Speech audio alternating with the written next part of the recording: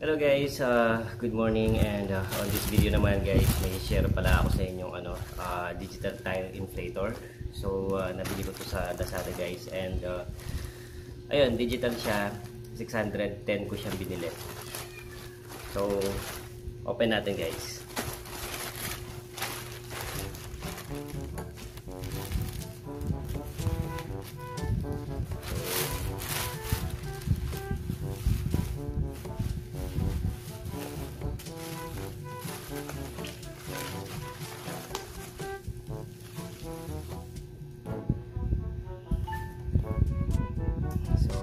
Ayan siya guys. Siguro yung YY3609 yan siguro yung ito siguro yung model number niya. So ayan, nakalagay air compressor 12 volts, no? So pangkotse ito guys. Pero ilalagay ko ito sa aking sa motor ko, no? And ayan, open natin yung box.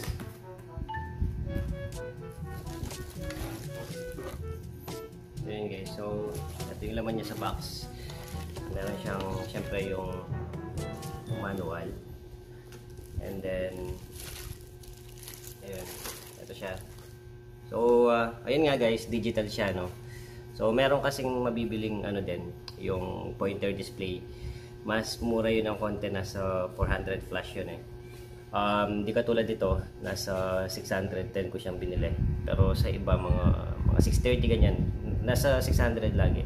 Pagka ganito yung pag digital yung bibilhin niyo. Pero kung yung yung analog, nasa 400 plus naman 'yan. So ayan, yung nasa likod niya, nasa likod yung niya, no. Tumumba niya. Ayan. Then ayan, meron pala siyang extra na dito. Ewan ko para saan to. Parang may fuse din itong ayan.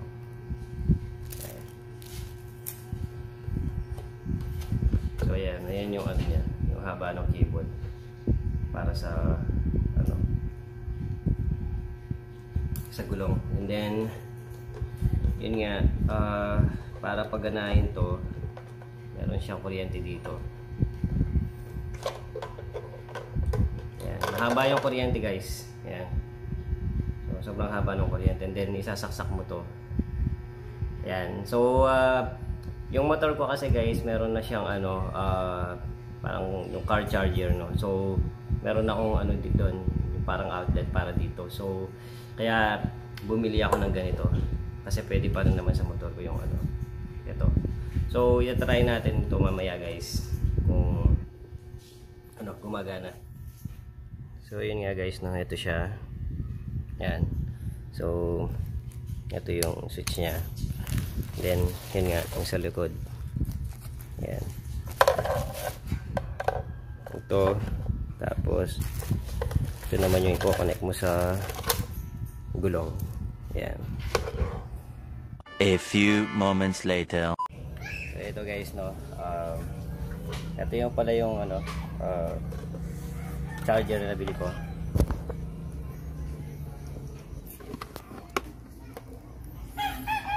So ito yung nabili ko guys na sa Lazada din.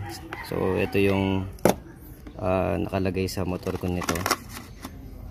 So yan. So ito yung charger ng motor ko. So yung nabili kong tire inflator.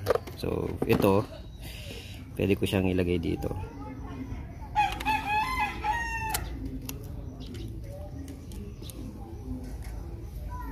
Then open mo lang yon. So ayan guys, so gumagana siya.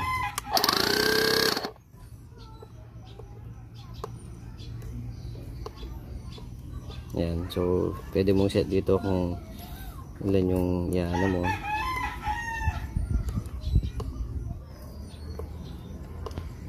So ayan, pagdating dyan, tapos pag ayun. So gumagana naman siya guys. Yun nga lang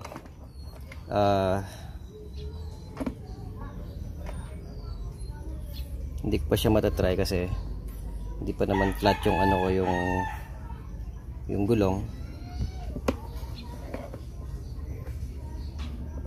Ayan, so papatayin ko ulit dito. Ayan, mamatay na rin siya doon.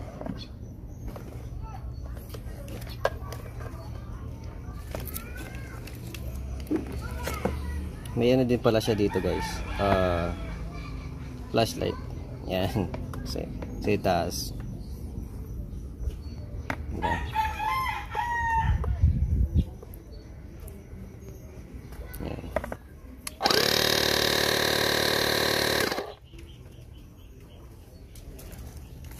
Okay, good.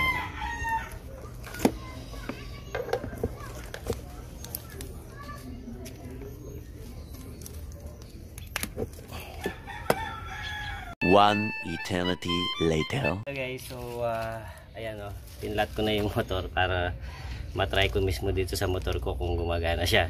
So ito siya guys, no. So malambot na yung ano, yung aking gulong. So i-check, i-ano ko na, i-open ko na siya dito. Tapos alam ko 30 yung sa akin eh, 30 yung PSI ng likod ng ano namin. So yan guys, i-open ko na.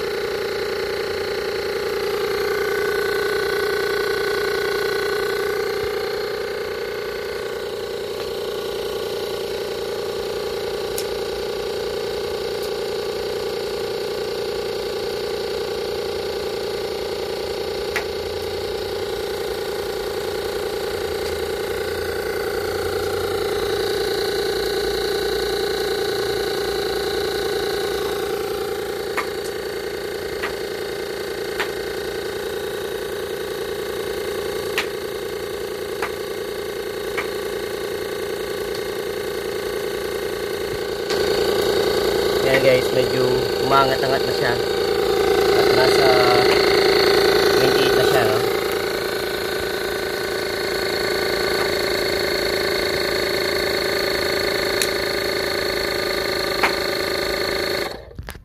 Ayan, kung saan na siyang ano, tumigil na siya sa 20, sa 30, no? At matigas-tigas na rin tong ano, itong gulong. Pero ayun nga, 30 kasing sinet ko eh. Try ko nga dagdagan pa ng isa.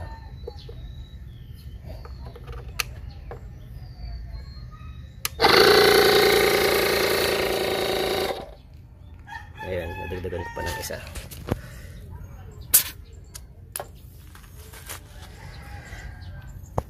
So ayan guys, gumagana naman siya, no.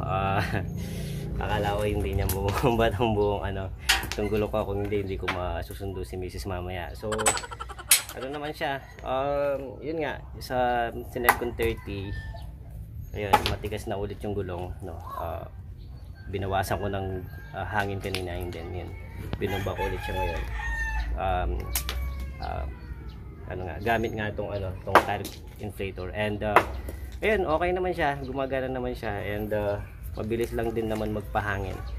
Hindi katulad dun sa yung ano, no, mano-mano talaga dito. Ayan, isasasak mo na lang sa ano, kung may charger ka naman sa motor mo.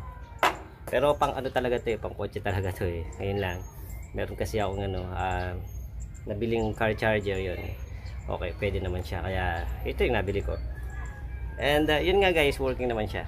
So ayun guys, so working siya, no? And legit talagang ano niya, bigyan okay siya sa sa gulong, no? Aasahan din to. Sana nga lang magtagal. And yun nga, mahaba yung yung cable para sa niya, para sa charger, no? Kahit na maiksi yung dito para sa gulong. So and okay naman siya. Hindi ko lang maintindihan yung ibang nakalagay dito sa display niya. Yung basta yung inaano ko lang yung 30 PSI. So kung may alam kayo dito, share nyo na lang. Then yun nga, 610 ko siyang nabili.